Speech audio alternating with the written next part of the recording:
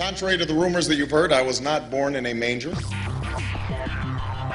I was actually born on Krypton and sent here to save the planet Earth. We cannot continue to rely only on our military in order to achieve the national security objectives that we've set. Everybody somewhere between the ages of 18 and 25 will serve 3 months of basic training. We've got to have a civilian national security force that's just as powerful, just as strong. Yes, we can. Obama's healthcare plan will include coverage of all essential medical services. Yes, we can. Obama is a cruel hoax. He works for Wall Street. He's an agent of finance capital. Where did you come up with the number $700 billion? Here's the Treasury spokeswoman's quote. It's not based on any particular data point. We just really wanted to come up with a really big number. To Democrats and Republicans who've opposed this plan, I say, step up to the plate. A few members were even told that there would be martial law in America if we voted no. Secretary Henry Paulson is no George Washington. I don't think anyone questions, Mr. Kashkari, that you're working hard. Our question is who you're working for. Obama pledged that he would resume the Security and Prosperity Partnership talks between Mexico and Canada that President Bush initiated. The old boss is starting to look a lot like the new boss. Robert Gates is going to remain on the job as Defense Secretary for at least a year. Plenty of sources knew about this meeting, told us and others that it was at Hillary Clinton's house, but clearly it wasn't. We've got to give them a stake in creating the kind of world order that I think all of us would like to see. We see you causing a depression so you can blow out the economy and consolidate it and bankrupt it. We know that you are enemies of free humanity, and we are here standing against your tyranny.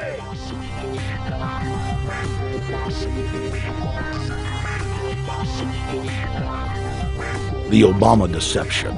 The truth strikes back.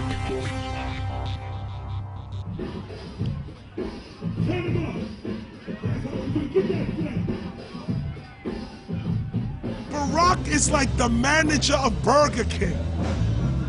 All presidents are, including Bush. It's like this: when your fries are cold, if your burger is not done right, you go back to Burger King, America, or your government, and you say, my burger's cold, I want new fries. First, you go to the cashier, that's the courts. You argue to the courts. The courts, if you can't get no justice with the cashier, you say, let me see the manager. I want to go to the Supreme Court. I want to see the president. The manager comes out. Hi, what can I do for you? Now the manager can override the decisions of the cashier, but you never get to see the franchise owner of Burger King. If you really have a problem with your burger, you need to go see the franchise owner. We need to go to the top or to the bottom. We need to go to where the real architecture of government is. And it's not in a president, it's in a global scheme. Politics in America today is identical to pro wrestling.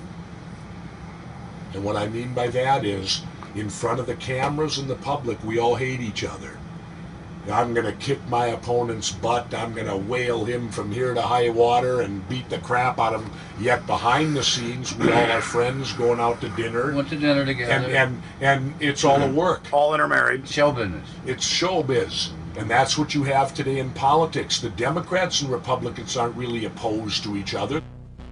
Left and right mean nothing. The only thing that counts is, are you working for Wall Street or are you trying to defend the people against the financiers? It's pretty obvious that there's some gigantic financial institutions that have been pulling the strings of politicians in this country for a long time. And there's the fact that we have it set up where they can donate millions of dollars to these guys' funds, these guys' campaigns. I mean, how do we not expect it all to go bad? America in 2009 was desperate for change. The past 8 years had been a disaster. Those weapons of mass destruction got to be somewhere. Maybe under here.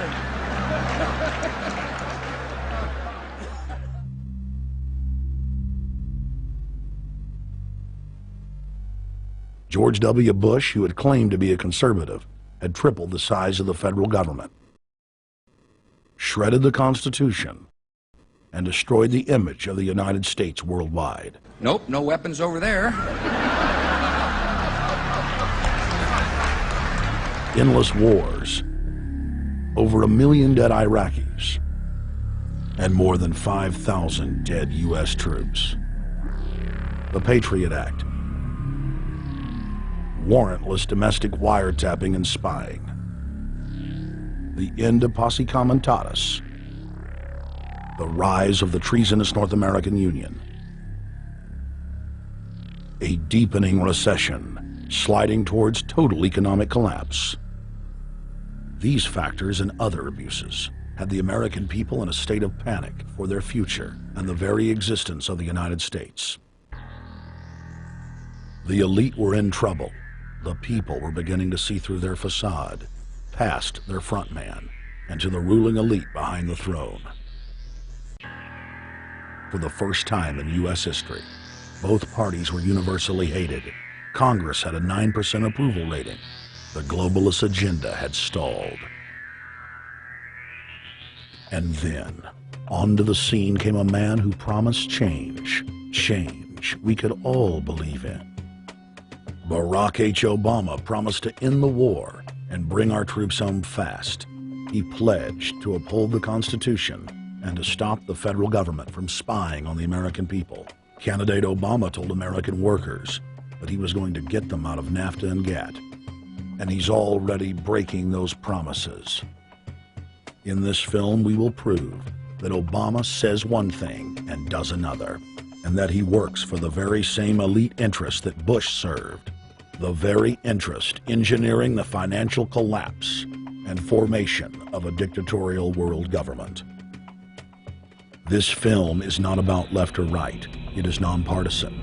Our past documentary films are among some of the most damning indictments of George W. Bush and his administration that have ever been made. If humanity has any hope of effecting real change for the better, it will not come from the Madison Avenue false reality makers who have cast Barack Obama as the savior of the world. To alter our course from tyranny to liberty, to defeat the corrupt elite, we must get past the puppets and confront the real power structure of the planet. Now we can see a new world coming into view. A world in which there is the very real prospect of a new world order. Webster Griffin Tarpley is an accomplished geopolitical analyst and historian. Among his scholarly works are the unauthorized biographies of George Herbert Walker Bush and Barack Hussein Obama.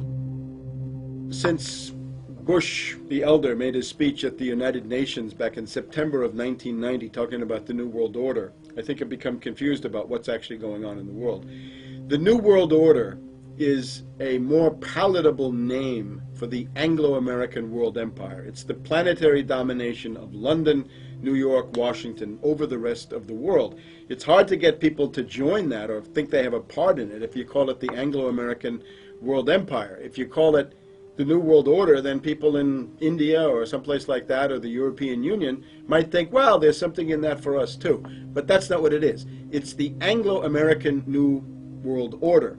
It's really the old world order. It's the British Empire morphing into the American Empire. The U.S.-British world empire is what you're going to get. Combines of powerful men have always battled with each other over the levers of power.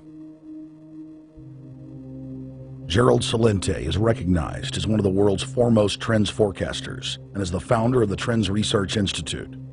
People that are knowledgeable know that the fight that this country has been waging since its inception is for the central bankers not to take over the country. And that's why people like Andrew Jackson were elected. And that's why people revere people like Thomas Jefferson and others. The takeover's happened, and it's a corporate takeover. Agents of the Bank of England attempted to assassinate President Andrew Jackson on multiple occasions because of his resistance against a private central bank being set up in the United States. And it was something that Abraham Lincoln warned. And this is, by the way, why I believe he was assassinated. This is the Lincoln quote. "The money powers prey upon the nation in times of peace and conspire against it in times of adversity. It is more despotic than monarchy, more insolent than autocracy, more selfish than bureaucracy. I see in the near future a crisis approaching that unnerves me and causes me to tremble for the safety of my country. Corporations have been enthroned. An era of corruption will follow, and the money power of the country will endeavor to prolong its reign by working upon the prejudices of the people until the wealth is aggregated in a few hands and the republic is destroyed." Wall Street has killed Main Street. So I know how unpopular it is to be seen as helping banks right now, especially when everyone is suffering in part from their bad decisions. I promise you, I get it.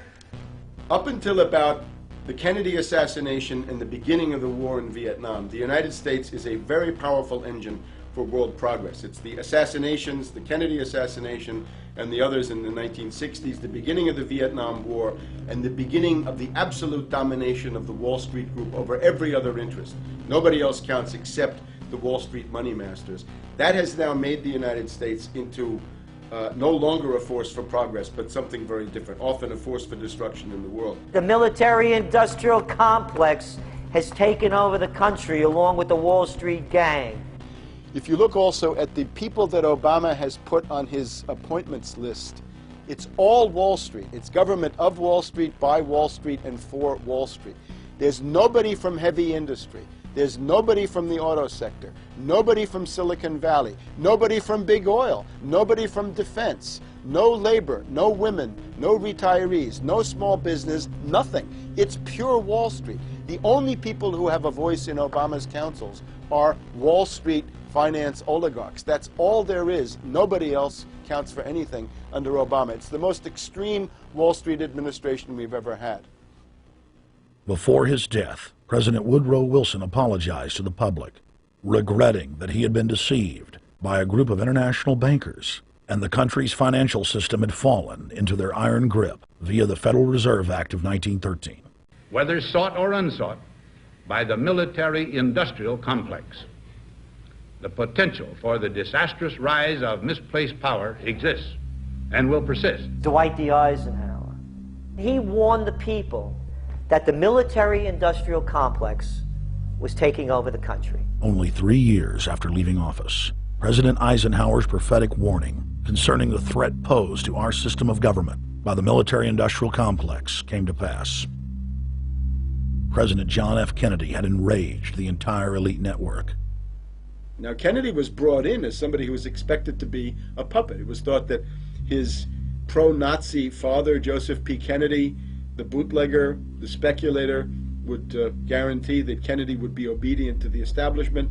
They thought that Kennedy was a sex maniac who could be manipulated through all of this, but it turned out that through his personal suffering, Kennedy had discovered a personal sense of himself which went beyond just being a puppet, and he began to think about things like economic recovery, world peace, having a space program, making deals with the Soviets, cutting the Federal Reserve down to size, and a whole series of other things. Executive Order number 11110, signed by President Kennedy, began the process of abolishing the private Federal Reserve. Kennedy was also pushing for real civil rights reform and had begun the process of pulling the troops out of Vietnam.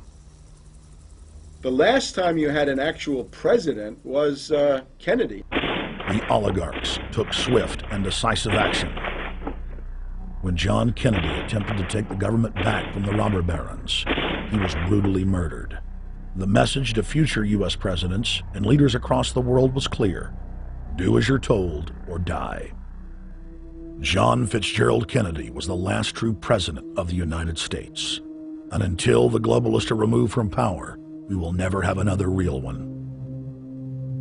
The other thing about the American presidency you've got to remember is that this is a puppet post. It's automatically going to be a puppet post. The idea that Obama is somebody who's going to come in and exercise real authority when he's obviously been chosen and given everything that he's got by these financiers. Presidents are now little more than corporate pitchmen who take all the political heat, while the controllers remain in the shadows, safe from public scrutiny. Hip-hop icon KRS-One is not just known for selling millions of albums. He has led a tireless crusade against youth violence and has been a strong voice for human rights. If they controlled it before, what makes you think they're not controlling it now? The country was on a verge of revolution. They threw a black man up. Now we like this.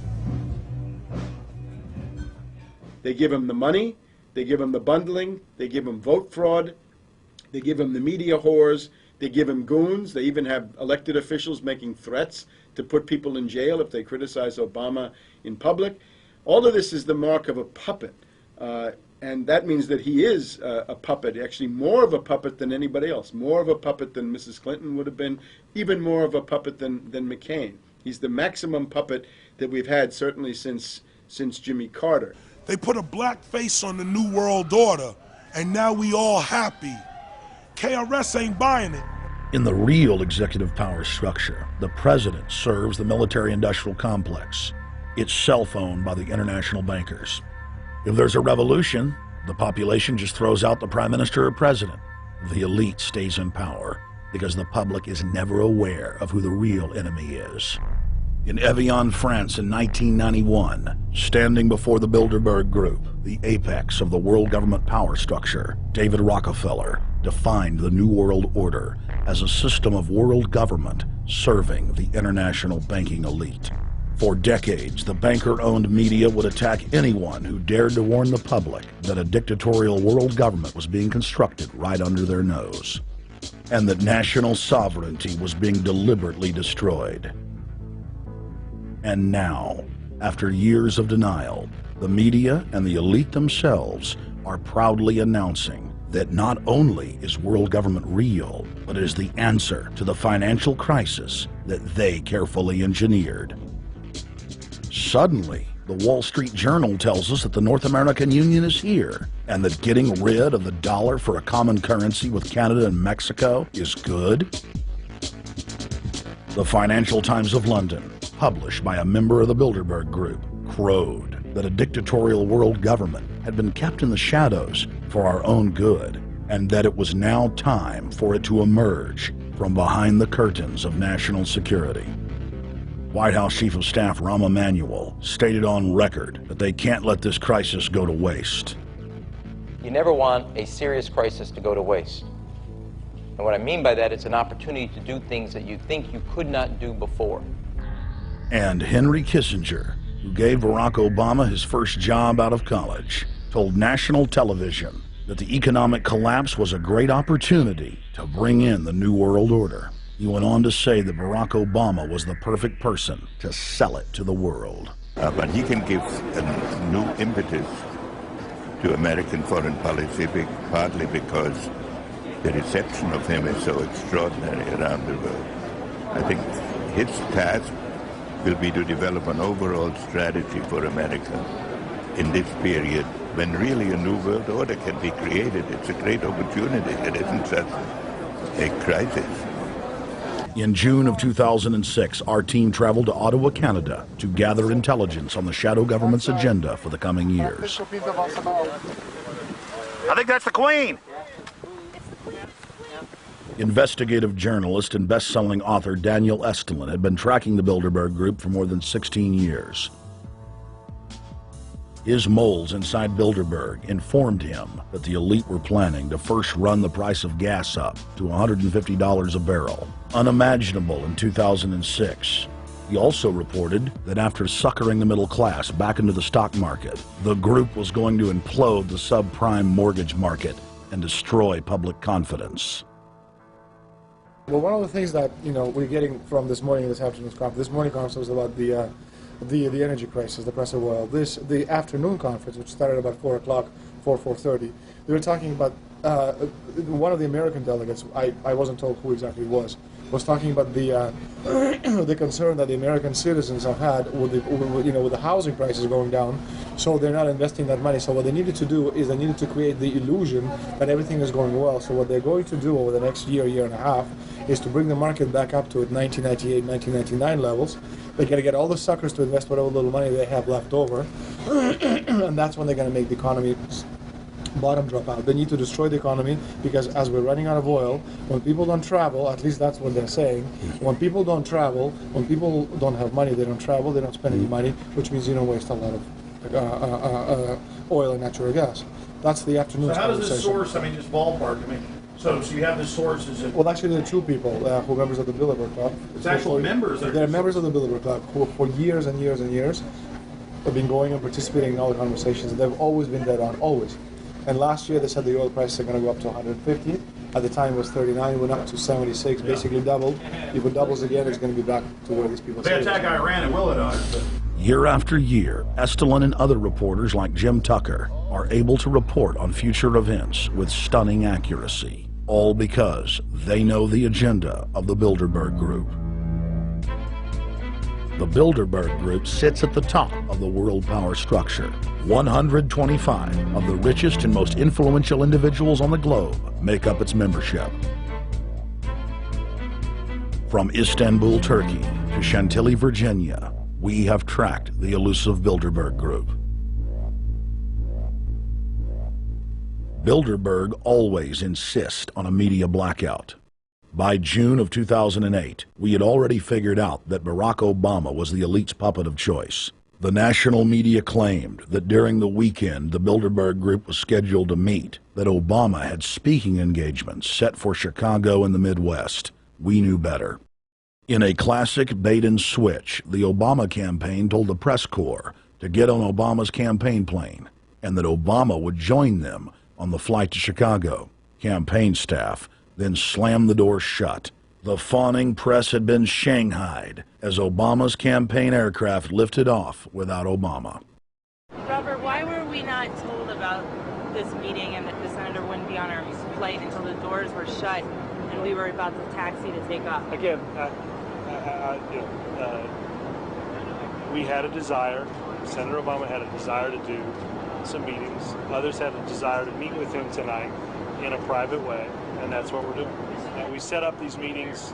They're being done tonight. Again,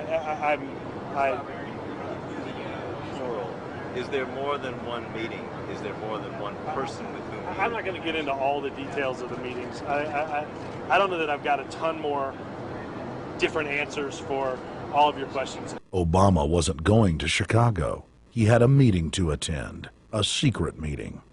Initially, it was believed that the secret meeting took place at Clinton's Washington, D.C. home. Obama's spokesman denied that, but won't confirm where the former rivals met. He also declined to comment on their topics of discussion. For a day and a half, the mainstream media engaged in a wild goose chase, trying to find out where Hillary and Obama had gone. 3 cover stories later, the corporate press had to admit they had no idea where the 2 candidates had gone. And to this day, Clinton and Obama aren't talking. Plenty of sources knew about this meeting, told us and others that it was at Hillary Clinton's house, but clearly it wasn't. In 2008, the trail led us to the Westfields Marriott Hotel, right outside Washington, D.C. We just flew into Washington, D.C. We're driving to the Westfields Marriott. Tomorrow, the hotel's closed throughout the week into the weekend for the Bilderberg Group meeting. We're going to check in the night before. They're going to kick us out tomorrow. So we're going directly into the belly of the beast. The hotel will be filled with at least 5 spy agencies. CIA, Defense Intelligence, Mossad, European Union security.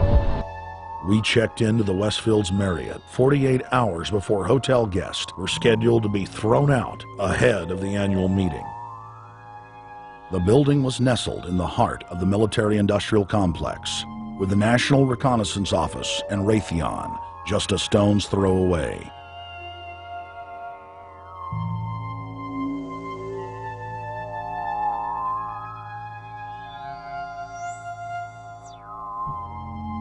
The plan tonight is to try to not get arrested, dodge the security, get in there, get some footage of the elite arriving in the morning, because some arrive before they officially lock it down, and then getting out of the building. That's our plan. I'm also going to be getting a call by a international syndicated radio show, Coast to Coast AM with George Noory, and all week he's getting briefings from me every night about things as they develop.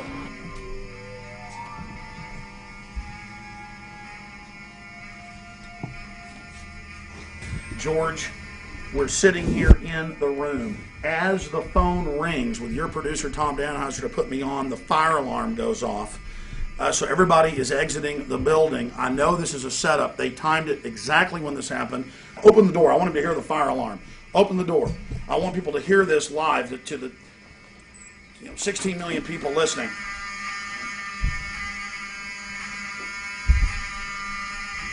George, do you hear that?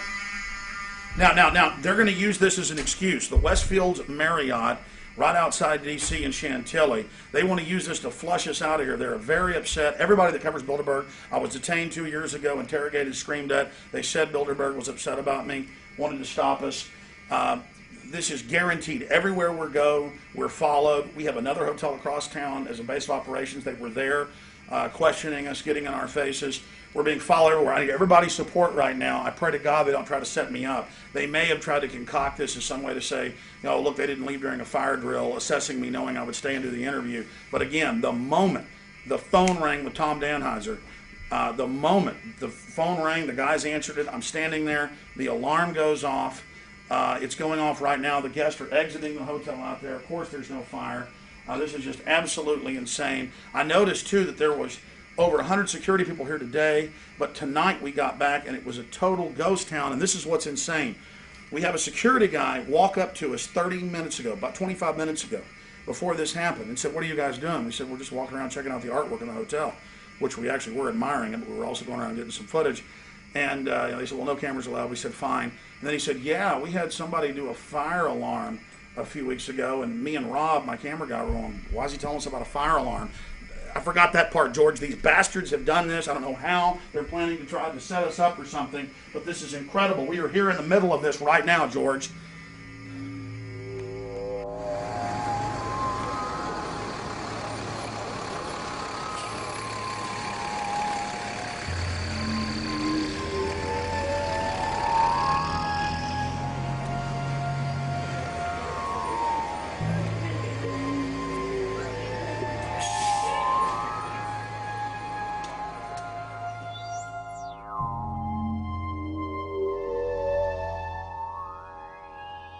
There you go, stay there, keep it locked.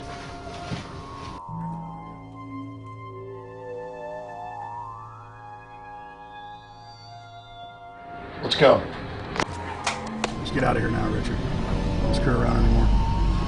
We got out of here on exactly the right time. Is this the way out? Yeah.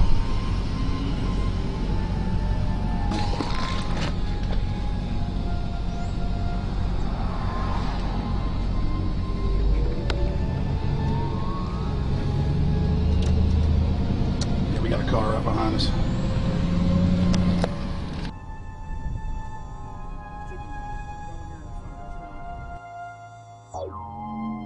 You made about, what, 5 turns, and the 6 turns, the same car's following us? Now he looks like he's following us into a... He came out of Bilderberg, he came out of the Westfield. Being a little bit subtle, but... Not too. So there he is. That's him over there in the blue green car. Yeah.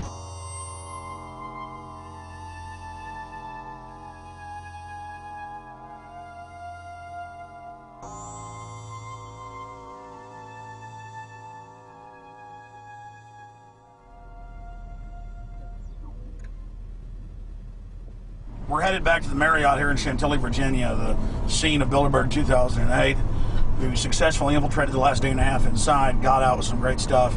We've been tailed, and now we're going back to cover the dignitaries, the elitists, as they arrive. And right now is the prime time for them to start arriving for the next 3 or 4 hours.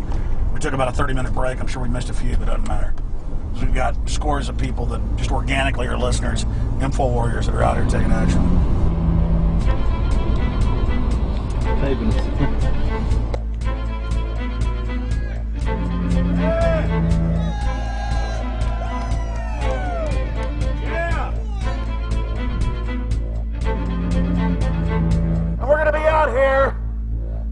3 days while you try to chart the future of our destiny.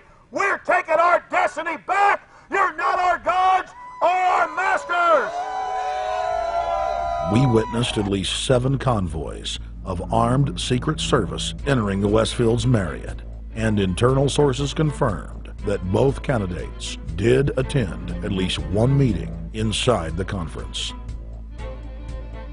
While the Bilderberg Group was 100% successful in 2008 at keeping their name out of the mainstream media, they did not fare as well when it came to the exploding independent press. During the entire 2-day event, anti-New World Order protesters and alternative media encircled the hotel. You are being exposed everywhere! From David Rockefeller, from John Edwards, from Bill Clinton. Your game of secrecy is over! You're gonna pay! Get him! It's up close! You piece of filth! You piece of trash! This is Bernanke, man! Bernanke, you're going down!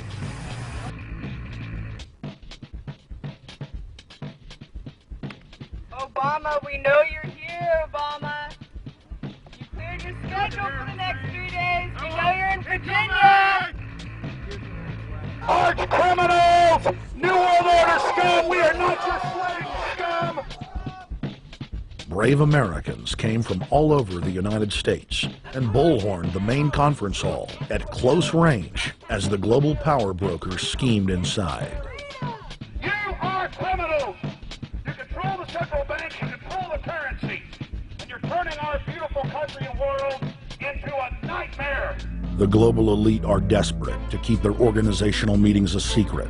They are keenly aware that if the population discovers that policy is being developed covertly by powerful special interest, the people will revolt. It is our duty to expose these criminals. It's a criminal act under federal law for federal officials to have private meetings to discuss world policy with non-federal workers. So everybody from the State Department, Treasury Department, White House, Defense Department, and others who show up, as they always do, they're committing a criminal act simply by being here to attend a secret meeting with officials from other countries to discuss U.S. policy in the world. So literally it's a criminal act. And every newspaper, every broadcaster has a patriotic duty to expose these scum and the evil they project. The election primaries served as a great diversion, while the true future course of the nation was being set behind closed doors.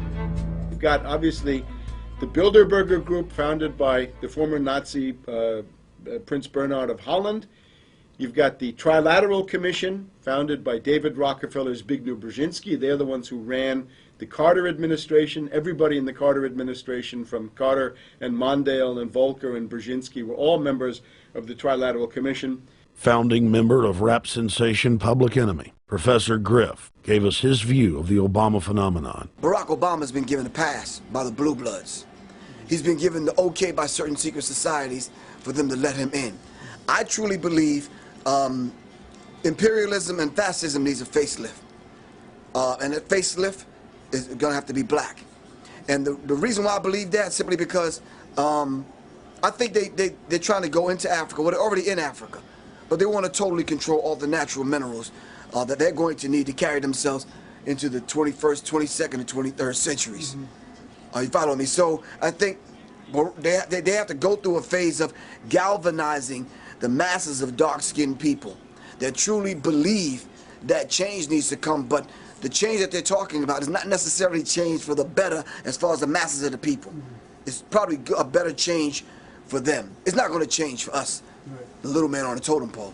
And no one looks at the agenda. As long as he positions himself right, have the right tie on, have the right smile, repeats the slogans over and over and drives it home, the average American is just going to swallow it hook, line, and sinker. And we don't even know what the agenda is.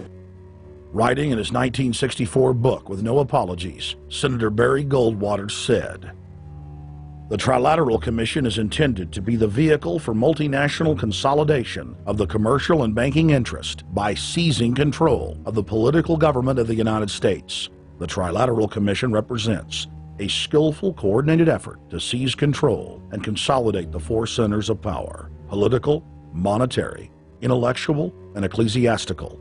What the Trilateral Commission intends is to create a worldwide economic power superior to the political governments of the nation-states involved. As managers and creators of the system, they will rule the future. Bilderberg issues executive decisions and prime directives to its subdirectorates for implementation. The Trilateral Commission takes the Bilderberg Group agenda and executes it through regional roundtable groups throughout Europe, Asia, and the Americas. The Council on Foreign Relations serves as the managing roundtable group in the United States sector.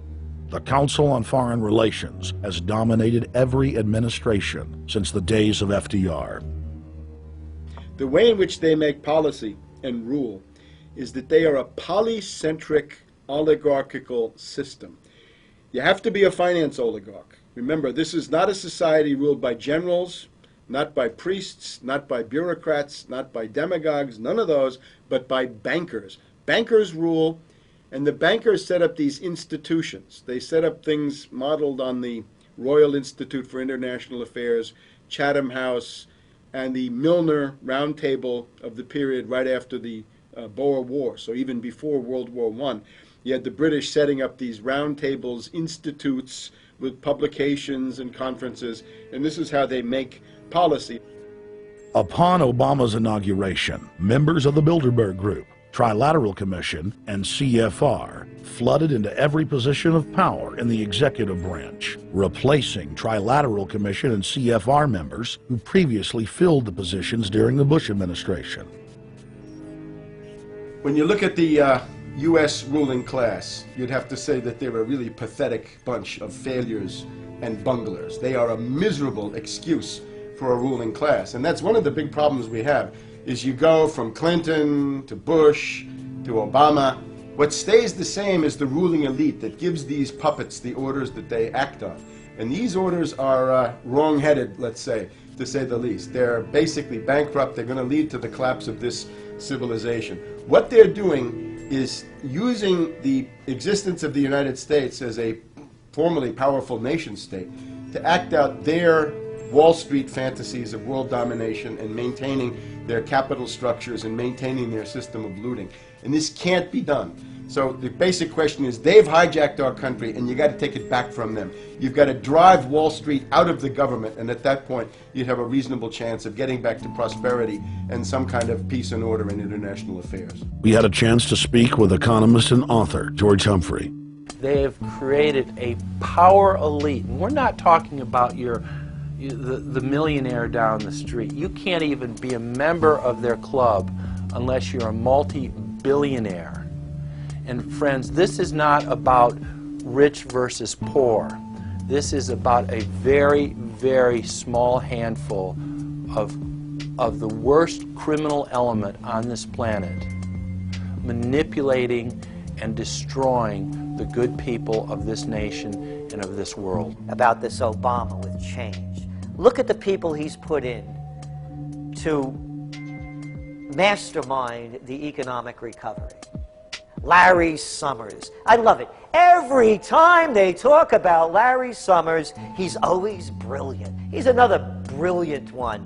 He's the one that helped dismantle the Glass-Steagall Act, the banking act that was put in place in the 1930s, so the banks couldn't become the banksters that they become. In the 1990s, you had the beginning of the derivatives bubble, thanks to people like Alan Greenspan, Rubin, Summers, a lot of the people who are now back in the Obama administration. And the derivatives, I think, are the centerpiece of this entire problem today. These are the same people, Geithner from the Treasury Department. Could you imagine that? Now we have the U.S. Treasury Secretary, who also is a Robert Rubin protege of the Larry Summers Group, that dismantled Glass-Steagall and broke apart the regulations that would have prohibited the banks and brokerages from becoming these criminals. He was the former president of the New York Federal Reserve, And now he's our Treasury Secretary? And as we all know, the Federal Reserve is as federal as Federal Express. It's a private bank. And now we've put this guy in charge of it? I mean, Wall Street has hijacked Washington in broad daylight. Every single one of his appointments support the status quo. Every one of his appointments are there to screw the American people. Every single one of his appointments are people who are working to bring down the Republic and the Constitution of this country. Secretary of the Treasury, Timothy Geithner, Bilderberg Group and Trilateral Commission member. Secretary of State, Hillary Clinton, is a Bilderberg and CFR member. She is also married to Trilateral Commission member William Jefferson Clinton. Ambassador to the United Nations, Susan Rice, Trilateral Commission.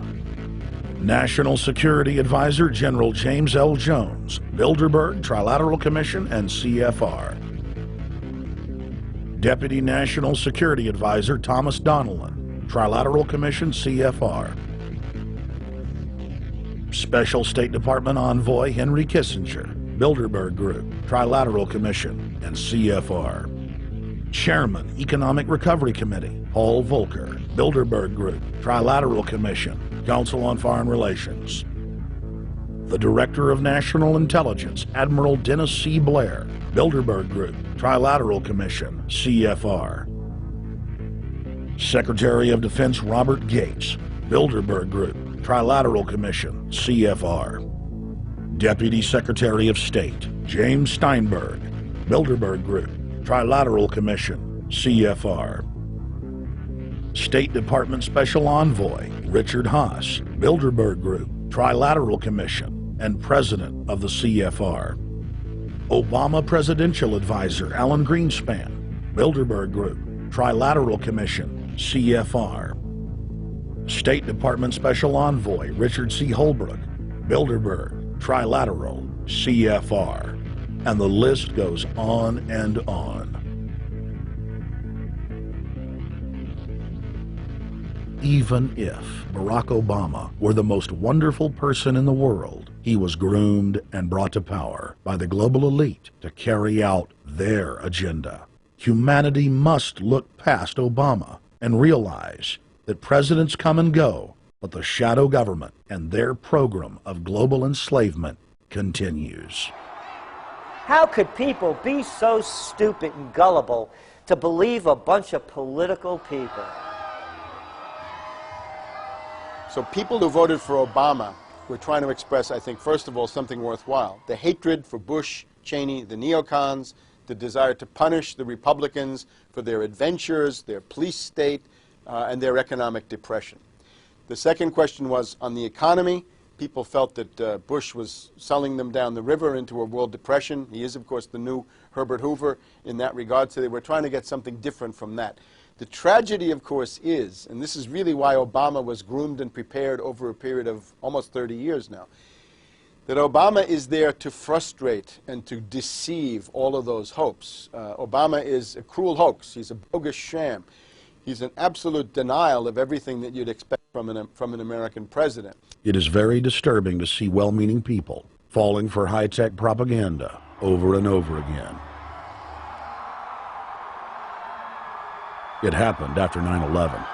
The American people en masse were swept into a mob psychology, irrationally throwing their common sense to the wind and doing whatever the administration told them to. The general public eventually caught on to the fact that George W. Bush was a deceitful thug and that the economy was in free fall.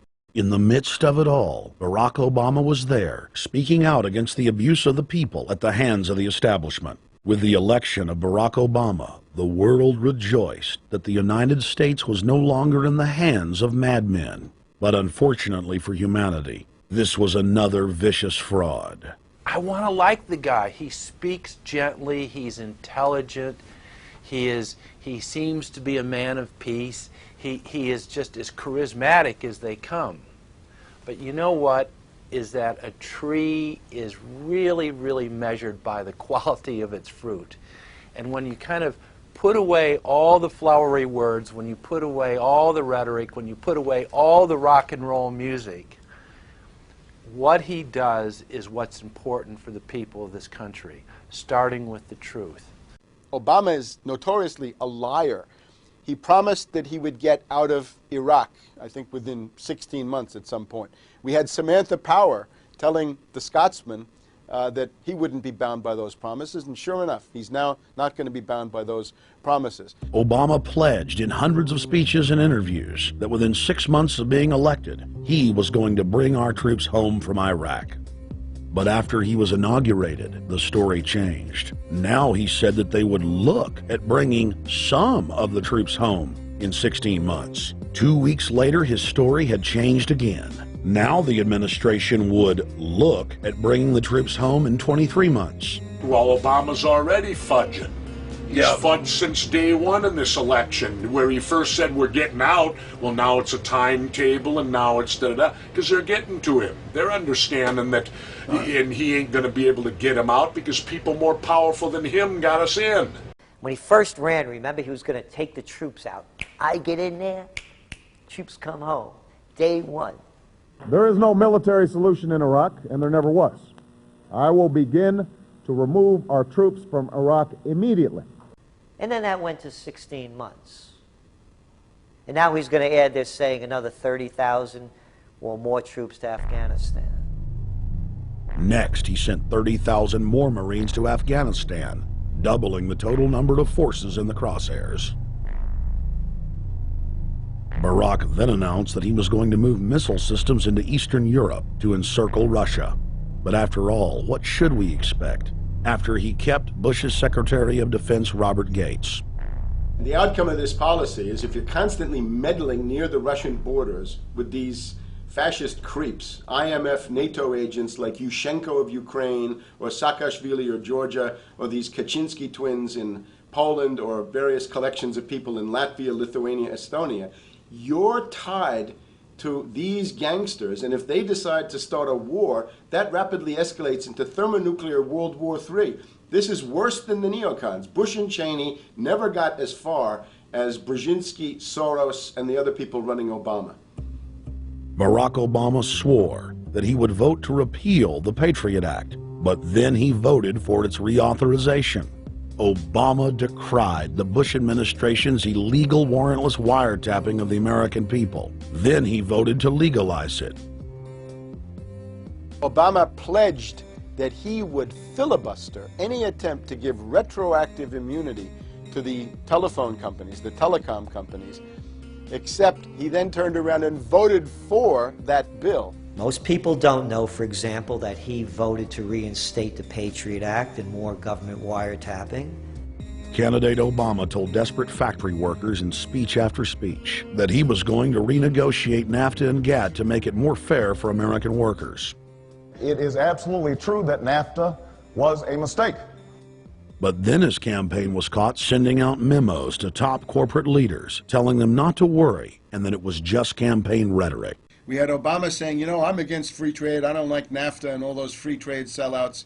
We had Austin Goolsbee going to the Canadian diplomats and saying, don't mind him, he's just popping off, that's just election era rhetoric, doesn't mean anything. Presidential candidate Barack Obama was publicly criticizing the North American Free Trade Agreement in a bid for votes, but privately telling Canadian officials not to worry about it. He said that he was going to bring us peace in the Middle East. He said that he was going to bring us transparency and a balanced economy.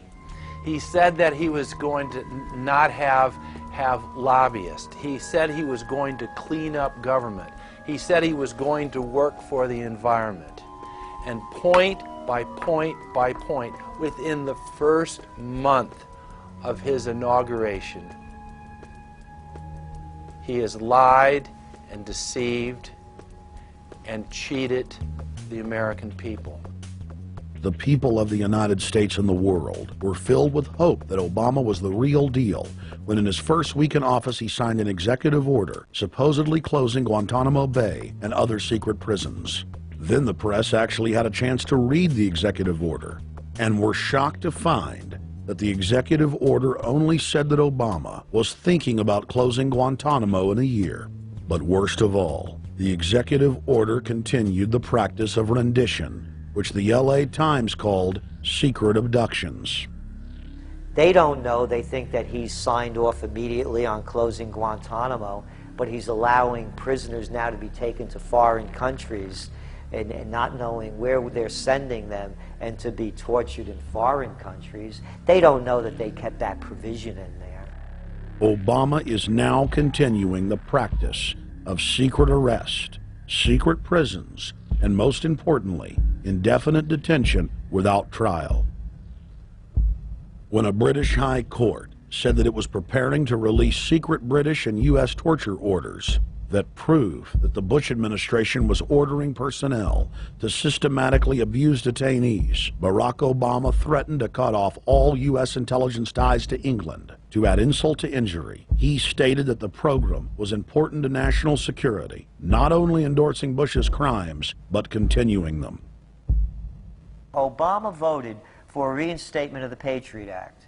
And by his early deeds already, again, as we saw with the issues of retention, he's willing to send people that have been charged with nothing to be tortured to so-called get the truth out of them.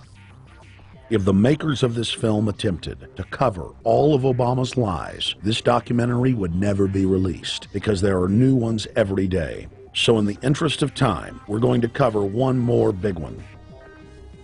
Barack and his handlers made the cornerstone of his campaign, keeping lobbyists and donors out of his administration. Within hours of being elected, Obama did a 180 and filled the White House and federal government with lobbyists and donors at all levels. Obama picked William Lynn, the top lobbyist for Raytheon, to fill the number 2 position at the Department of Defense. Timothy Geithner, former president of the private Federal Reserve Bank of New York, was picked by Obama to be Secretary of the Treasury.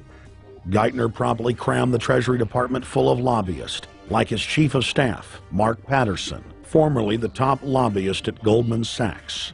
Obama appointed top lobbyist to the Saudi royal family, George Mitchell, as the lead Middle Eastern envoy. Obama appointed the king of Wall Street lobbyists, Leon Panetta, to head up the CIA. Obama tapped Tom Daschle, top lobbyist for healthcare firms, to run the Department of Health and Human Services, and the list goes on and on. Then, 3 weeks into his administration, Obama launched a new lie, more outrageous than the previous. With Academy Award-level conviction, he said that he was upset about the banker bailout, which his own chief of staff, Rahm Emanuel, another former Wall Street executive, had engineered. Obama said that he had signed an executive order capping the CEO's salaries of those who had taken the bailout money. There was just 2 problems. All the major banks and brokerage firms were exempt, and the new order only dealt with any future bailouts. And those were to be on the honor system. What gets people upset, and rightfully so, are executives being rewarded for failure. AIG, Bank of America, and Citigroup, which have received billions in bailout money, don't fall under this plan. Only banks negotiating future agreements with the government will be restricted. But this appears to be built on an honor system, and White House Press Secretary Robert Gibbs had a hard time explaining how enforcement would work. Well, let me get, I will get clarification from Treasury on that. Generally speaking, this is already the biggest liar and the biggest disappointment that we've seen in recent history. And again, qualitatively beyond the rather low standards set by Bush the Elder and Clinton in terms of delivering on promises. Bottom line, Obama is a fantastic actor and an even better liar. His track record is clear. He has done the opposite of everything he told the people he would do. They'll make up one lie after another. And if you believe these people, knock yourself out. I don't believe a word they say. Within 1 month of the passage of the first banker bailout bill, the press reported that over $5 trillion had just disappeared out of the U.S. Treasury. By December, the amount of money that had been stolen had reached $8.5 trillion. The leadership of both political parties circled the wagons and would not discuss where the money had gone. In the bed! In the Informed Americans protested the private Federal Reserve System at all 38 of their regional governorship offices. Arrest Bernanke and Paulson! Arrest all the criminals that stole the banker bailout money! It was refreshing to see people standing up against the real power structure, not being distracted by the elite's frontmen like George W. Bush and Barack Obama. We traveled to Dallas, Texas to cover We the People taking on the real enemy. Hey, I want to talk to the workers up there on the parapet. The ones smoking cigarettes and just jump back. You're with the American people, we know that. But understand, ask the workers inside. You're not in a federal government building. You're in a private Federal Reserve that uses that name as a fraud. That'd be like if my first name was Federal Reserve Jones. I'm still not the federal government. I'm not a federal agency. But if I said my name was Federal Reserve, I could go out and pay off politicians and get them to allow me to get into power so I could issue the currency and credit, and then I could buy up the world. That's what these criminals have done. A lot of people think that the Federal Reserve is already part of the government. They're not. It's controlled by cliques of unelected, unaccountable bankers meeting in secret. Most of these people have never even been through the formality of a Senate hearing or a Senate confirmation. They claim that they're part of the U.S. government. They masquerade as if they were part of the U.S. government. But in reality, this is a purely private operation. Jackals, hyenas, raptors, all of them loyal, not to the American people, but to the Wall Street banks, which is where most of them come from. Everyone is pointing to Barack right now, President Obama, as saying, you got to get the economy together. You got to get the economy together. When in fact, the president has very little to do with the economy. It's the Federal Reserve Chairman that at least sets the policy. That's a privately owned company, the Federal Reserve Bank. They set the agenda. These guys are masquerading as a federal institution. They are a private banking consortium, and this is their front, their holding company. The Federal Reserve is not federal. It's a front for a private banking cartel. That's on record in congressional testimony, and they're the ones orchestrating the economic collapse we're seeing right now, so that's why we're here. While at the In the Fed rally outside the Federal Reserve Bank in Dallas, Texas, we spoke with Ron Paul's brother, Wayne Paul.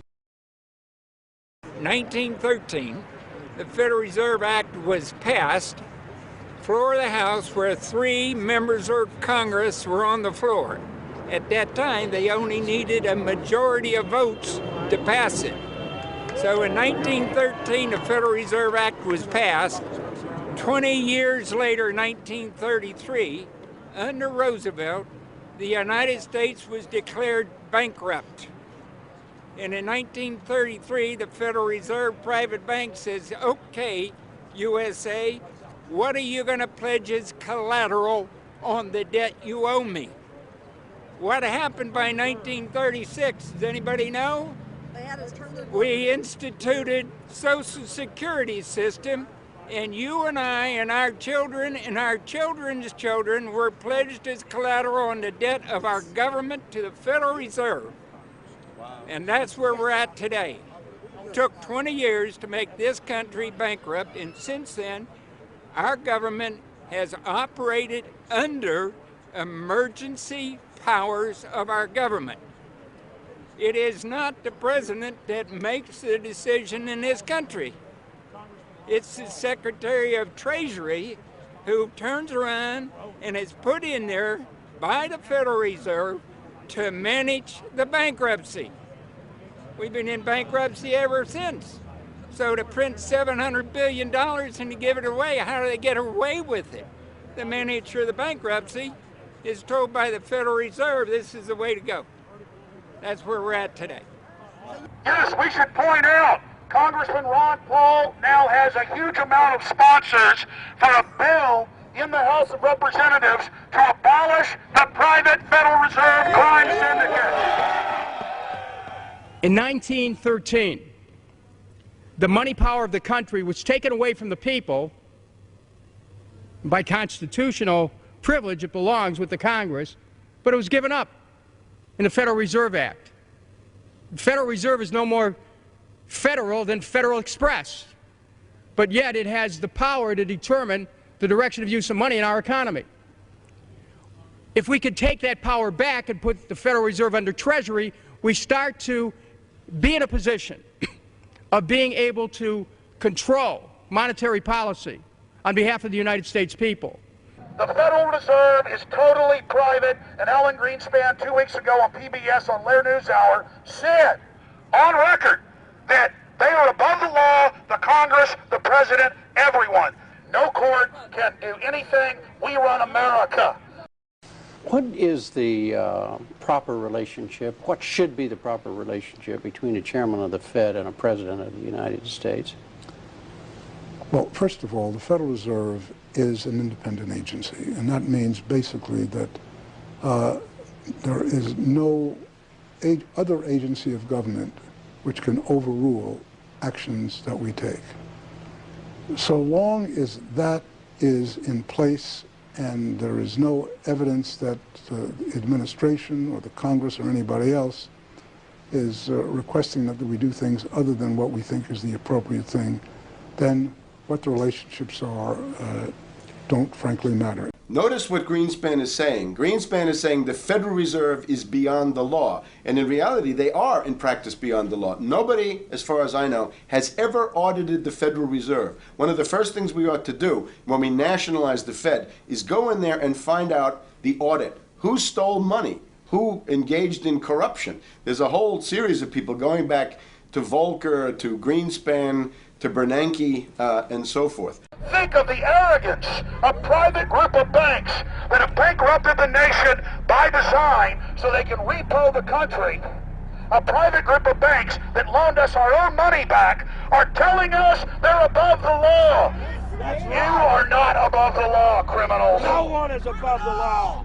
No one is above the law, and the private Federal Reserve sure as hell isn't either.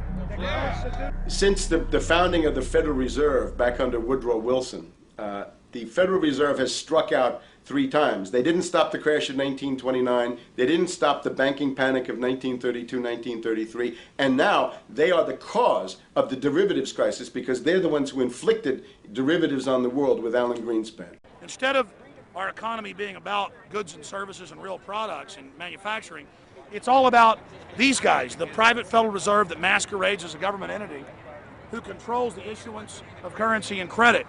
They're the ones that have cut off the liquidity in the market. They told us have a debt-based economy. Then they cut it off once they get us under their thumb and implode the economy so they can consolidate it. And that's what they're doing right now. I mean, it's in their own documents, it's in their own statements. They claim, give us unlimited power, give us trillions of dollars with the Baker bailout bill that's already $5 trillion, not $850 billion as they say. And we'll get the economy going, but they're hoarding the money and buying up other banks that aren't part of the Federal Reserve, buying up insurance companies, buying up roads, infrastructures, media empires, defense contractors. What the banks do is they implode an economy by cutting off credit, and then once things really fall to a low, and they know the low because then they buy everything up and start then putting more money back into the economy, and then they build it back up. So they build us up and then shear us, build us up and shear us. And they're getting ready. All over the world, they're always shearing some country, imploding it. Comes out in their own IMF and World Bank documents. That's just the foreign arm of the same cartel. And these are the people who claim to be the saviors of the economy, the people who have created every important crisis in the past 100 years, the Federal Reserve. So it's illegal, it's unconstitutional, and it's a failure. And I think the failure is what everybody can see right now. Yeah, what they do is they make you think Clinton's evil in running things. Then, oh, Bush will save us. And then, oh, Bush was evil.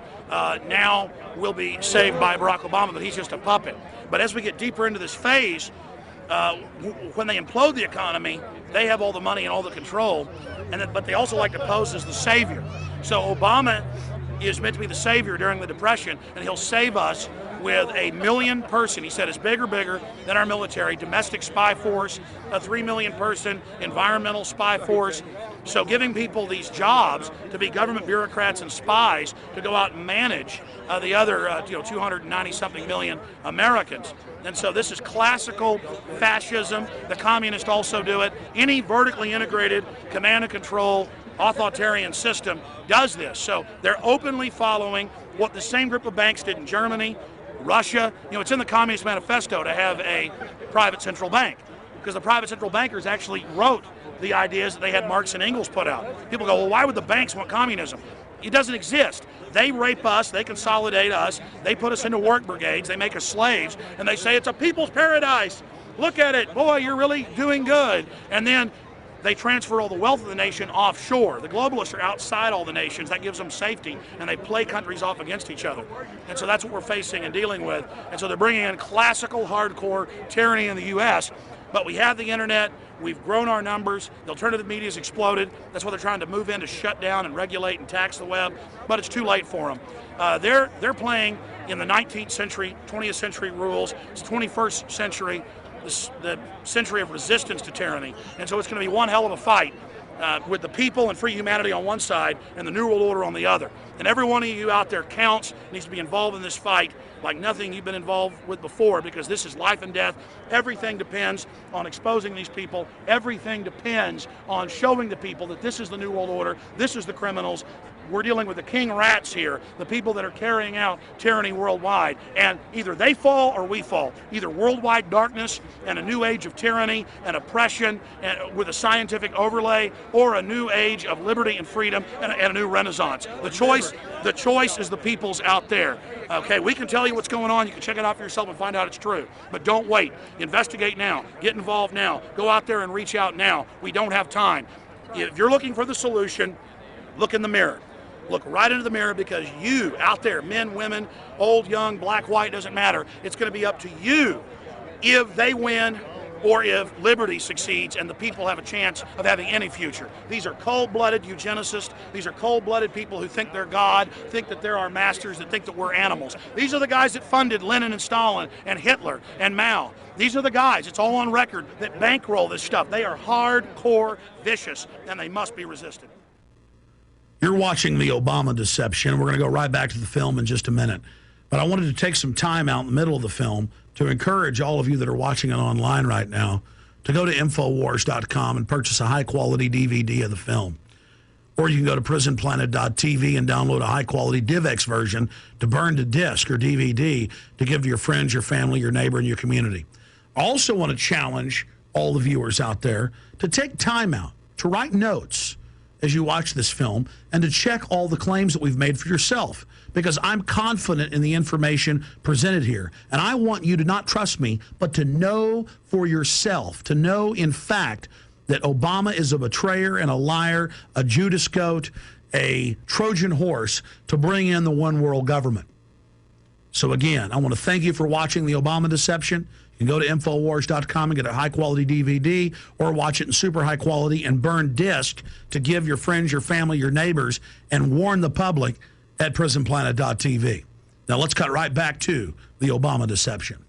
Up until about the Kennedy assassination and the beginning of the war in Vietnam, the United States is a very powerful engine for world progress. It's the assassinations, the Kennedy assassination, and the others in the 1960s, the beginning of the Vietnam War, and the beginning of the absolute domination of the Wall Street Group over every other interest. Nobody else counts except the Wall Street money masters. That has now made the United States into no longer a force for progress, but something very different, often a force for destruction in the world. That doesn't need to remain that way.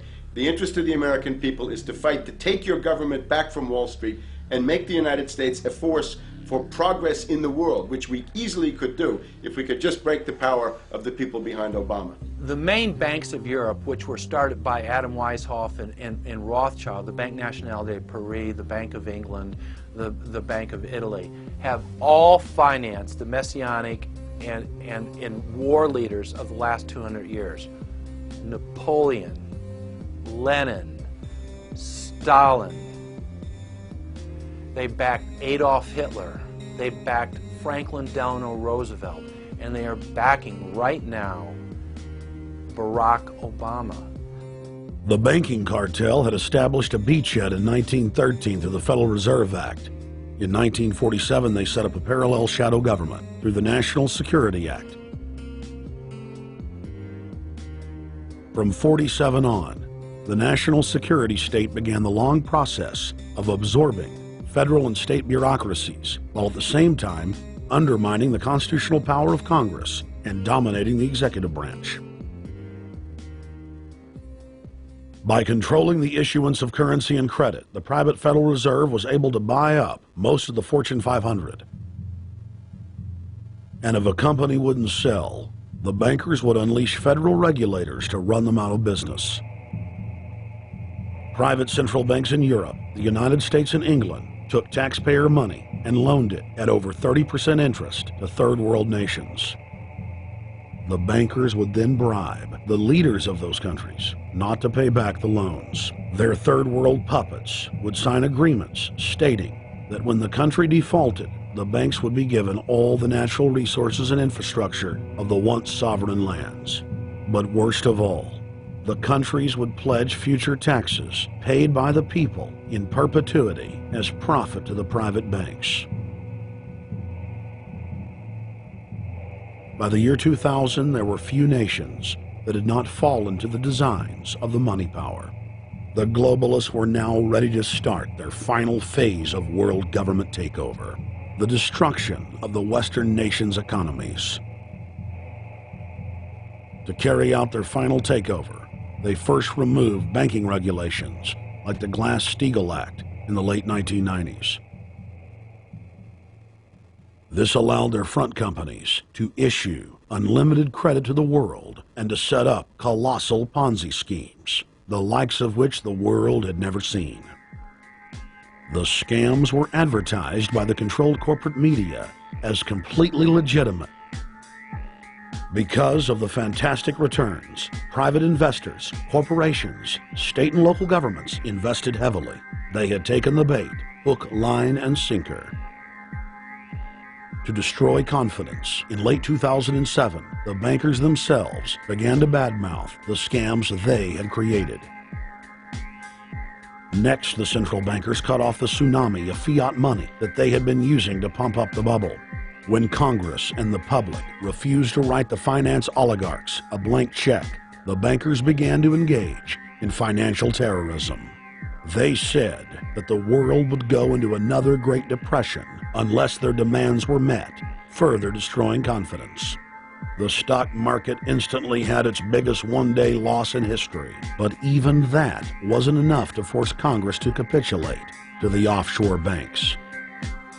Senator Inhofe of Oklahoma and Congressman Brad Sherman of California, amongst others, told the world that the entire Congress had been threatened with martial law by the White House and the Treasury Department if they didn't pass the so-called banker bailout bill. The only way they can pass this bill is by creating and sustaining a panic atmosphere. That atmosphere is not justified. Many of us were told in private conversations that if we voted against this bill on Monday, that the sky would fall, the market would drop 2,000 or 3,000 points the first day, another couple thousand the second day, and a few members were even told that there would be martial law in America if we voted no. That's what I call fear-mongering. Unjustified. The final version of the bill was kept secret from the Congress until minutes before the vote on October 3, 2008. The Federal Reserve had promised total transparency, that every dime would be accounted for. To Democrats and Republicans who've opposed this plan, I say, step up to the plate. Let's do what's right for the country at this time, because the time to act is now. To prevent the possibility of a crisis turning into a catastrophe. After its passage, the public learned with horror that the bill was really a financial coup d'etat by Wall Street. The bill didn't just give $700 billion to the banks. It was a blank check. And as of February 2009, $9.7 trillion has disappeared into a black hole. Within 24 hours of its passage, Secretary of Treasury Henry Paulson said they were no longer going to use the money to unfreeze the mortgage market by buying bad debt. We went to Congress. Illiquid assets look like the way to go. As the situation worsened, the facts change. I will never apologize for changing an approach or strategy when the facts change. Paulson has, in the meantime, admitted that the subprime mortgage crisis is not the cause, really, of the breakdown of the entire world banking system and the bankruptcy of most of the banks in London. and in Wall Street. He said, oh, we're going to buy up toxic assets, but we're not going to worry about subprime mortgages. What he's talking about is derivatives. Derivatives are the center of the crisis. He went on to say that where the money was going was a secret. I believe that banking institutions are more dangerous to our liberties than standing armies. If the American people ever allow private banks to control the issuance of their currency, first by inflation, then by deflation, the banks and corporations that will grow up around the banks will deprive the people of all property until their children wake up homeless on the continent their fathers conquered. The issuing power should be taken from the banks and restored to the people, to whom it properly belongs. Thomas Jefferson, 3rd President of the United States.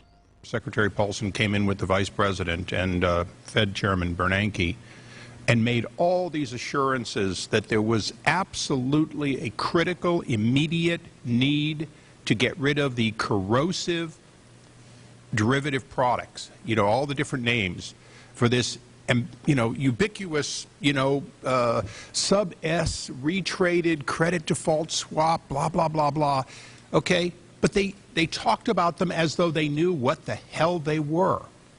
You got the money and you immediately said, what items, what auction? Now, the Treasury just basically cut that out of the bill. And what we have here is a situation where banks are hoarding the money that they're getting from the TARP. They're using the money to purchase other banks. And all of a sudden, the Treasury sent a signal to the banks, forget about it. We're going to give you the money that you want, and you do what you want with it. Unless you direct it specifically, it's not going to happen. I don't think anyone questions, Mr. Kashkari, that you're working hard. Our question is who you're working for. Throughout its passage, President Bush and Senator Obama worked in tandem to get Congress to pass the bill without even having time to read it, despite the fact that in major polls, 98% of the American people were against the bill. The leadership in both parties were for it. And I really want to commend Barack Obama, because as we were involved in the this and that and different provisions of the bill to persuade people, he really gave them confidence that this was the right decision for the American people, even though it wasn't, in our view, a great bill for them to vote on. I want to take a particular moment to also thank an individual who's not here, and that is Barack Obama, who made numerous calls not only to all of us, but to members of our caucus, and helped us gather the votes on the Democratic side to pass this legislation. Bank heads then bragged to the press that they were hoarding the bailout money and using it to buy up smaller, healthy banks and insurance companies. Their plan was working like a charm. Next, the central bankers loaned the federal government back $787 billion of our own money at interest for President Obama's so-called stimulus package.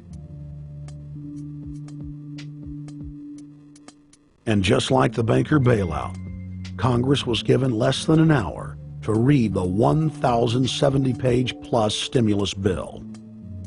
Barack Obama, who had pledged on the campaign trail to wait 5 days before a bill could be voted on so that the Congress and the people could have a chance to read it, said that the stimulus was too important and it had to be passed before anybody could see it or read it, or the crisis would turn into a catastrophe. Doing little or nothing at all will result in even greater deficits, even greater job loss, even greater loss of income, and even greater loss of confidence. Those are deficits that could turn a crisis into a catastrophe, and I refuse to let that happen. After its Friday passage, in gangster fashion, President Barack Obama took a 4-day vacation and said that there was no rush to sign it. The spending bill was really a takeover bill, designed to further federalize the states and to pay off rich donors that had donated to both parties.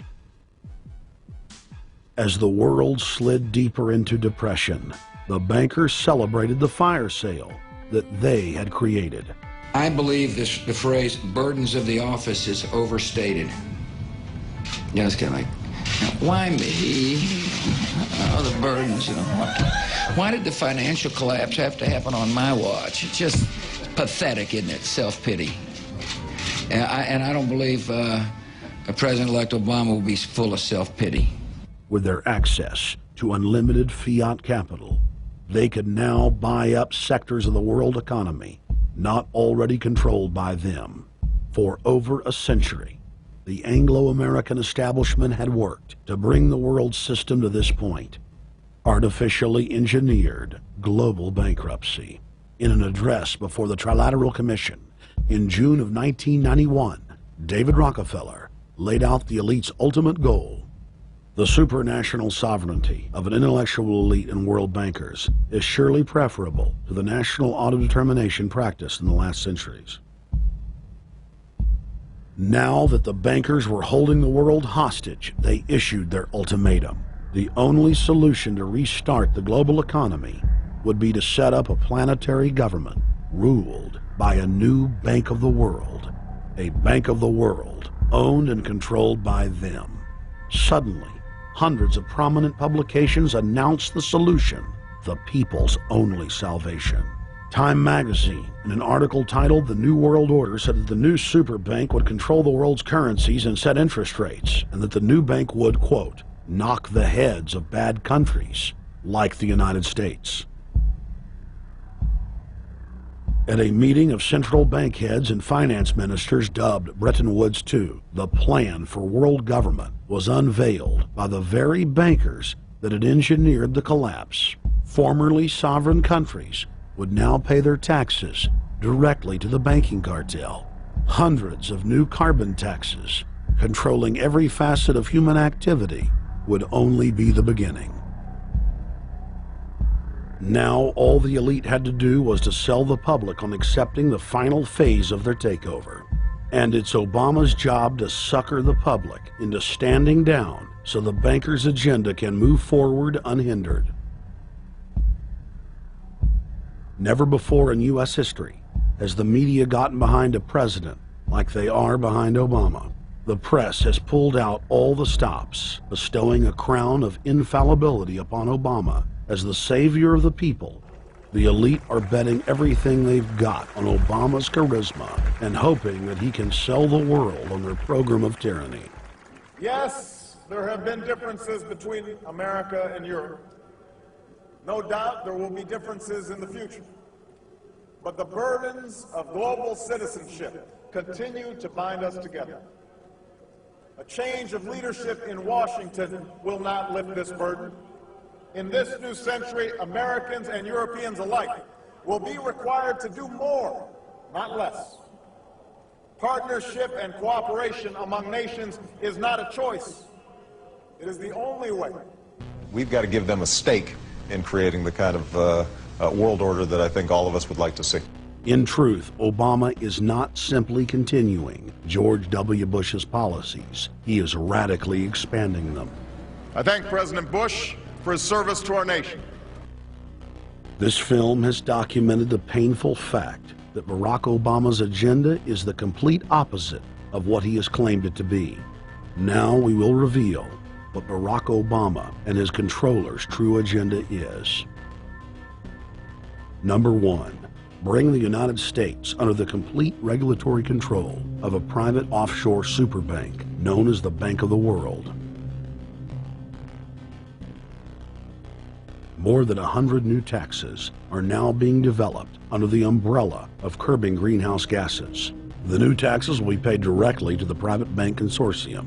At the producer level, taxes will be paid on farm animals' flatulence. At the consumer level, there will be carbon taxes on all forms of meat, beef, poultry, pork, and fish. All cars will be fitted with satellite tracking boxes that will tax driving by the mile. And an added tax will be placed on all fossil fuels, including motor oil and natural gas. All plastic products will have a carbon tax added. Outdoor space heaters and fireplaces are to be taxed. All electricity produced by coal-powered plants will be taxed. Under the cap-and-trade system, citizens will be forced to pay taxes on thousands of products to private cap-and-trade services owned by Al Gore and other elitists. There will be taxes on light bulbs, water, trash pickup, air travel, train travel, bus, ship, medicine, steel production, mining, clothing, laundry, asphalt are just a few of the new taxes to be levied. But to truly transform our economy, to protect our security and save our planet from the ravages of climate change, we need to ultimately make clean, renewable energy the profitable kind of energy. So I ask this Congress to send me legislation that places a market-based cap on carbon pollution and drives the production of more renewable energy in America. That's what we need. The notion of anthropogenic global warming is a fraud. In other words, the idea that the planet is getting warmer and that human activity is somehow responsible is a pseudo-scientific fraud. It's a big lie. It's a monstrosity.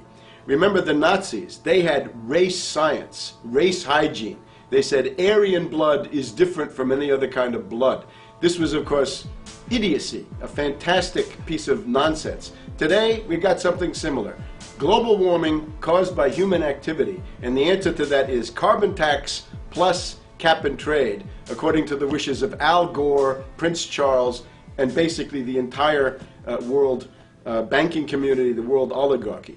What they're trying to do with that is to perpetuate the current system where bankers rule the world, financiers rule the world, and the rest of us get the crumbs from the table. But remember, if you try to put on cap and trade and a global warming carbon tax with the idea that you're going to save the polar bears, what you're going to do is destroy human society.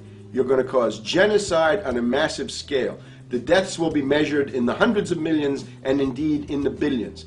Just the idea of global warming means that there'll be no development for Africa, no development for the poorer parts of Southeast Asia, and no world economic recovery of any kind ever in our entire lifetime. So it's important to expose and fight the pseudo-scientific fraud of global warming. One more point about this. You don't need a climatologist to know that this stuff is a fraud. I'm a historian. I can tell you, in the last 1,000 years, we had a period of very warm temperatures called the medieval warm period, where all kinds of grapes and semi-tropical stuff was growing very far into the northern hemisphere. That was about 1100, 1200. It happened to correspond with an all-time maximum of sunspots. Right now, we can say that we're going into another maximum period where there'll be some warming, but we're well within the limits of the medieval warm period. About 1600 to 1650, there was an ice age in northern Europe. The North Sea was filled with ice. The German and Dutch ports and the English ports were filled with ice. That corresponds to an all-time minimum of sunspot activity, the Spörer minimum and the Maunder minimum. So this has largely got to do with solar activity. We can see that other planets, not just the Earth, are warming slightly as a result of increased solar activity. But we're well within the minimum. So what the oligarchs claim to be an open and shut scientific case is a piece of pseudo-scientific nonsense, and it should be rejected. Number 2, the social engineers are fully aware that the Obama craze will wear off quickly. So they are racing to put in place the most oppressive police state control grid in human history. 20,000 battle-hardened regular Army troops are now being deployed to patrol the streets of the United States. FEMA is now building giant camps in every region of the country, and the Congress has introduced bills like the National Emergency Centers Act, H.R. 645, which merges local governments and the police under federal control. And as we all know that have watched these things, they're ready for the riots. With these detention centers that are being opened up around the country, with state police training for riot control in the event of economic calamity and food riots, they know what's going on and they're prepared for it. So people better also prepare for it themselves. Anyone that's not prepared for what's going to happen, they deserve what they get, because there's enough information out there pointing to the problems, and they should take all precautionary actions. Next, Obama ordered the Defense Department to issue DoD Directive 1404.10, establishing a 1 million person civilian army under his control. Simultaneously, Obama launched USAService.org. The new website deceptively masquerades as a federal agency, but in reality is a recruiting tool building a separate, completely private army outside of government that takes orders directly from Obama's controllers. Barack Obama has refused to rescind Presidential Decision Directive 51, signed by George W. Bush. The directive plainly states the president is a dictator and that Congress is ceremonial. We cannot continue to rely only on our military in order to achieve the national security objectives that we've set. We've got to have a civilian national security force that's just as powerful, just as strong, just as well funded. President Obama and his Chief of Staff, Rahm Emanuel, have repeatedly stated on the record that all Americans below the age of 64 will be forcibly conscripted into federal service. Citizenship is not an entitlement program. It comes with responsibilities. Everybody somewhere between the ages of 18 and 25 will serve 3 months of basic training and understanding in a kind of civil defense. Now, it doesn't always have to be service in uniform. One of the things that if you talk to our generals, they are desperate for is a civilian counterpart to our military forces. So is this compulsory then? Well, you have to, in the sense, it's a required of everybody, 18 to 25, 3 months. And at some point, at that point, you do it. Obviously, I'm not going to say perfect legislation. We'll work that process through. Or you could do it during a college summer, or you could do it after high school. If you have a demagogue with a fanatical mass movement of personality cultists who is imposing the program of a group of extreme bankers and finance oligarchs, that's fascism. Obama's transition site, change.gov, proclaimed that middle school and high school students will be forced to serve the federal government. Fascism is gutter up, streets up, hooligans, thugs, fervently idealistic students, swarming adolescents, just the kind of thing you see around Obama. The way you get a population to enslave itself when the police and the army are no longer enough to do that. So I think that's if you're a left liberal, it's time to open your eyes to that. All young Americans between the ages of 18 and 24 will be conscripted into a paramilitary domestic security force. If Obama has his way, adults and seniors will also be forced into other forms of service for the betterment of the homeland. Number 3, disarming the American people. Obama operatives in the Congress have introduced more than 10 bills that would end the Second Amendment as we know it. H.R. 1022 would allow the new Attorney General Eric Holder the dictatorial power to ban any gun he wishes at will. In 2008, before the Supreme Court, in the D.C. gun ban case, District of Columbia versus Heller, Holder argued for the complete disarmament of the American people and that only the military should own firearms. H.R. 257 would ban all youth shooting sports, including YMCA and Youth Olympic shooting clubs. H.R. 45 would force all gun owners to undergo federal psychological screening, registration, and testing to keep their firearms. White House Chief of Staff Rahm Emanuel has proposed the extrajudicial banning of any American on the fraudulent no-fly list from owning any firearm. That is, if you are on the no-fly list because you are known as maybe a possible terrorist, you cannot buy a handgun in America. Over 25,000 Americans are added each month to the no-fly list, which numbers over 1 million people who have not been charged or convicted of any crime. It's a case of mistaken identity for a 5-year-old boy from Normandy Park. He had trouble boarding a plane because someone with his same name is wanted by the federal government. King 5's Mimi Jung is live at SeaTac Airport to explain. Mimi. Lori, it's hard to believe that a 5-year-old could be considered a threat, but that's exactly what happened here at SeaTac last week when Matthew Gardner showed up for a flight to LAX. Then they fly in China. As 5-year-olds go, Matthew Gardner is about as harmless as you can get. But when he and his mom checked in for their flight at SeaTac last week, Matthew was considered the criminal. If you're on that no-fly list, your access to the right to bear arms is canceled because you're not part of the American family. You don't deserve that right. There is no right for you if you're on that terrorist list. And even though this Matthew Gardner is only in kindergarten, TSA workers still conducted a full-blown search. They searched all of our belongings. They took everything apart piece by piece. Nadia Counter says it wasn't easy being treated as a possible threat to national security. I picked up my child to give him a hug and tell him, it's okay, we're doing fine. And they reported to me that I was not allowed to touch him.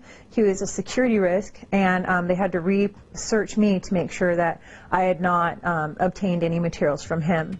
Number 4, massive restrictions on the First Amendment guarantee of free speech. The President, Congress, and the FCC have announced plans to not only curtail speech on talk radio and newspapers, but to also regulate speech on the Internet through the Orwellian-named Fairness Doctrine. The Obama machine is also pressuring Congress to pass draconian hate speech laws that will eviscerate the First Amendment. Number 5, they plan to further federalize health care so that the government can dictate what kind of care citizens receive. Modeled after the British system, this includes rationing care and restricting what procedures the handicapped and elderly are eligible for. Number 6, Obama is already pushing to expand the Department of Defense budget and to station more U.S. troops overseas to encircle Russia, China, Iran, as well as setting up bases in Africa under the pretext of humanitarian aid, and dominate and occupy Africa through AFRICOM. So we're taking your phone call, seeing what you think of Barack H. Obama. Is he a Judas goat? Is he a front man? Is he a betrayer? Let's go to Anthony in Georgia. Anthony, what's your take on Barack Obama? They put the face of Barack Obama as part of their public relations because it's like in the old folk tales about vampires. A vampire cannot force his way into somebody's house. It's against some kind of metaphysical law. So the vampire has to persuade the resident of the household to open the door and invite him in. So they're going to look at the peephole at Barack Obama, which looks like them and appears to be on their side. They're going to say, okay, here's my ally. Let me open the door and let me let this person in. And then Barack Obama is just, of course, a front man for the American empire, where he's going to have the entire U.S. Navy, the entire U.S. Army, and the entire U.S. Marines under AFRICOM command. And, of course, he's going to turn it into a new Iraq, and he's going to turn it into a new Afghanistan. Every operation that you see going on in Iraq and Afghanistan is going to propagate to the poor countries of Africa.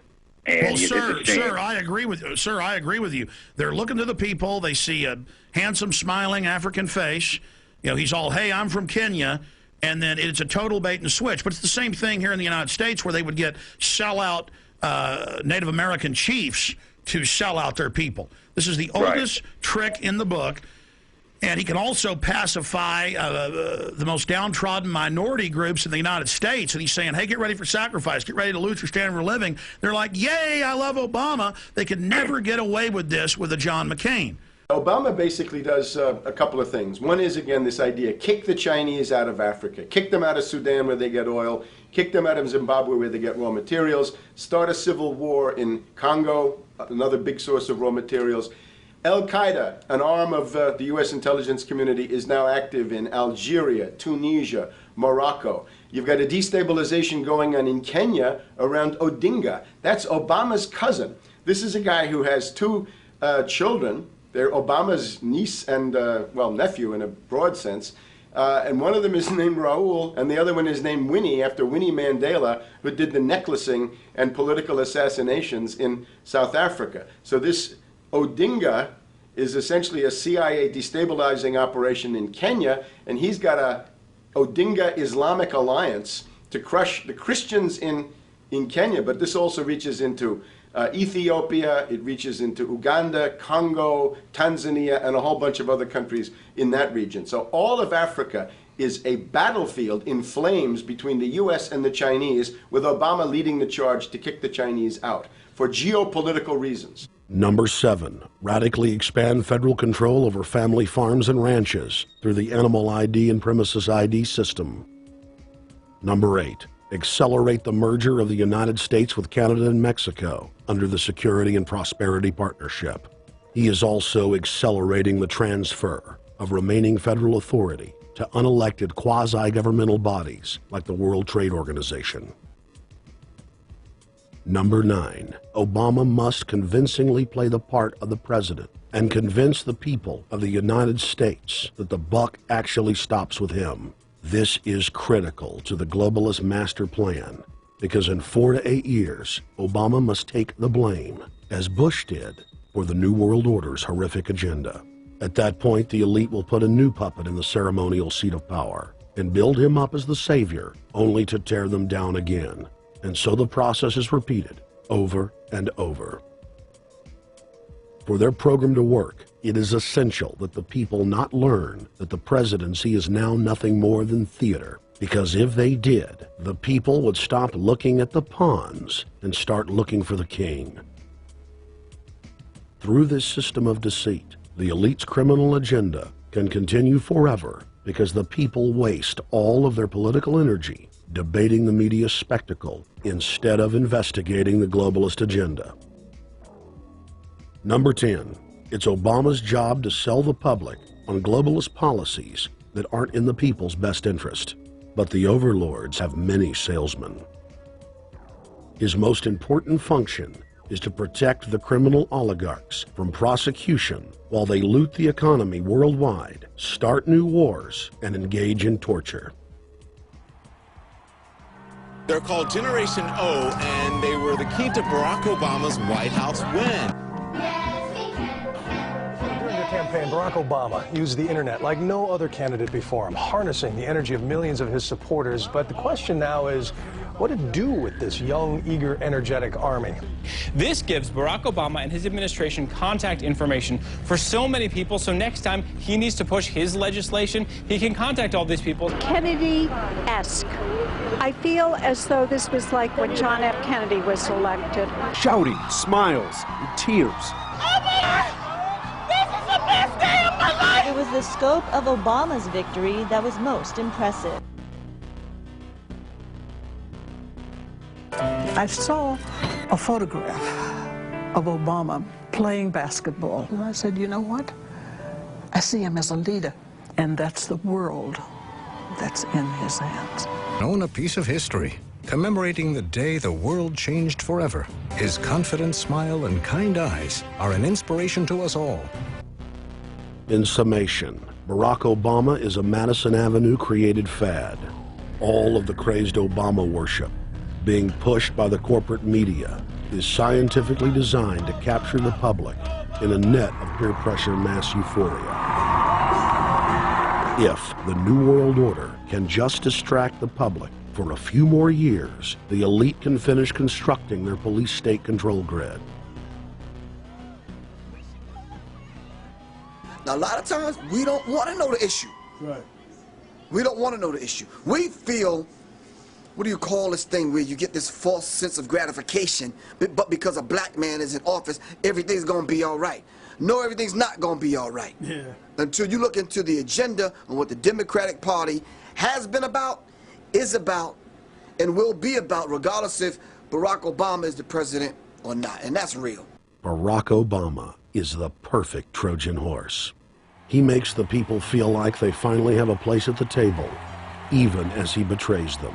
I won't have to worry about paying my mortgage. Oh, it's such a blessing to see you, Mr. President. Thank you for taking time out of your day. Never in my life would think that this would ever happen. Sadly, many Obama supporters can't see what's right in front of their faces because they've already invested their very identity in this artificially created cult movement. Throughout history, it has happened over and over again. People turn their intellect over to cult of personality mass movements, and it's happening again. The evidence presented in this film is documented fact. And those that ignore what history has taught us do so at the peril of us all. As frightening as the information in this film is, there are many things we can do to stop the globalist agenda dead in its tracks.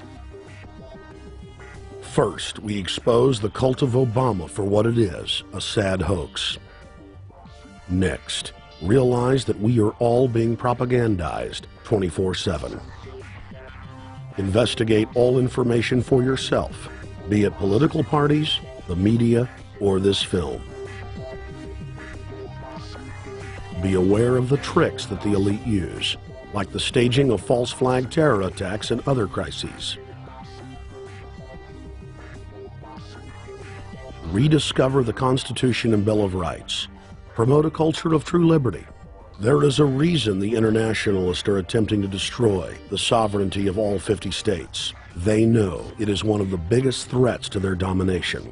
The federal government has been completely hijacked by foreign interest, and more than 25 states have recognized this fact and are moving to block the New World Order at the state level by declaring their 10th Amendment powers.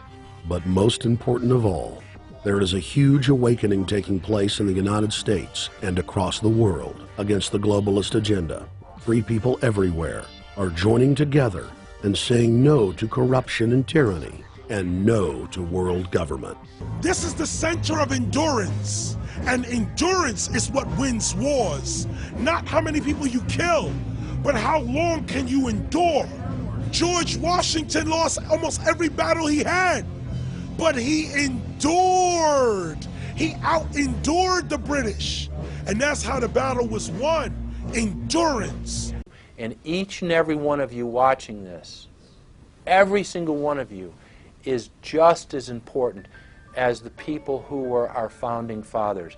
As that you are just as important as the Sons of Liberty who met in the 1770s to philosophize about freedom, to philosophize about a republic, to philosophize about a truly free country with a republic. There's 1 billion people on the planet. It only takes one to change it. Are you the one? There may be everybody in your classroom bugging out. Your whole school may be on fire with kids wild and bringing guns at, but are you the one? Nature has a way of abundance. Nature puts out a lot of stuff looking for the one. So if you're going to go along with the trend of let's just kill each other, let's disrespect each other, then you're part of nature's plan as well, to be part of just the excess. But if you think more of yourself than just being the excess, you'll do more for yourself. Are you the one? Everybody's not gonna make it, but you have an opportunity to save yourself. Well, we don't have to look back thousands or even hundreds of years to see how dangerous this present-day situation is. We can look back to Bolshevik Russia. We can see the takeover by the Bolsheviks talking about the people's revolution, talking about the positive change. And Lenin came in and then Stalin. The fact is that over 40 million Russians between 1925 and 1940, good Russians, people who were Christians, people who had their own businesses, people who were educated, they were exterminated because they had their own business, because they were educated, because they believed in God's law. We can look over at Germany. Germany was in a very, very terrible economic situation, and this very charismatic leader called Adolf Hitler comes in. He makes the roads good, and he promises a better life for the people. And within 10 years, you see a completely nationalized, centralized, dictatorial situation where millions and millions of people were exterminated. And then we can go to Maoist China. Mao came in, he promised change, he promised a better life, and within 5 years, 60 million Chinese were exterminated. They don't teach that. They don't teach that in the schools these days, and it wasn't that long ago. And I pray to God that this will not happen in the United States. And the way it won't happen is if you and your friends and all of us together take action to say no. This country is too precious. It's too wonderful. It's too good of a place to lay down as a victim. Greatness could arise once we break the shackles of the government that's holding us back. One thing America has more than any other country is an entrepreneurial spirit. One thing we have more than any other country is the ability to be innovators. You know, if I was born in Italy, I wouldn't be the trend forecaster I am today because I would have been locked into a culture of thinking one way.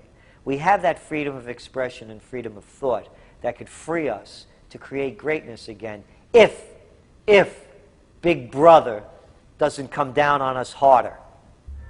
Humankind is at a historic crossroads. The forces of globalism are marching towards absolute despotism. Look in the mirror, count the cost, and decide, are you going to let history repeat itself? Or will you stand tall with freedom lovers everywhere and stop the completion of a world dictatorship?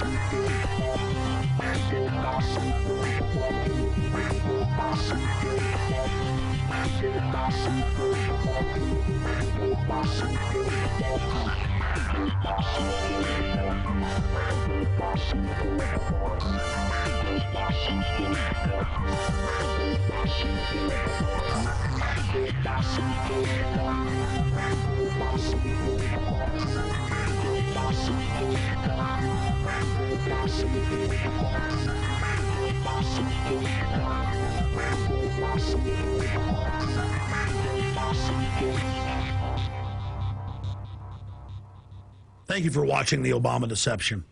I want to challenge all of you out there who are shocked by this film to take time out to research the claims of this documentary so that you will discover that we've told you the truth and that, frankly, it's far worse than we could even present here in the limited time we had. And once you find out the claims in this film are true, I want to ask you to do the only thing you can do. Spread the word. Warn your friends and family, your neighbors, about this deception, about this betrayal.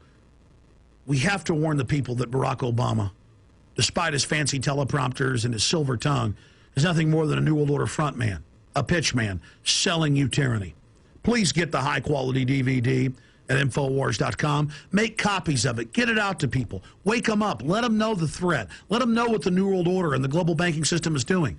Download high-quality copies at PrisonPlanet.tv. Whatever you do, get the truth out to the people. Because as Thomas Jefferson said, all that evil men and tyrants need to flourish is that good men and women do nothing.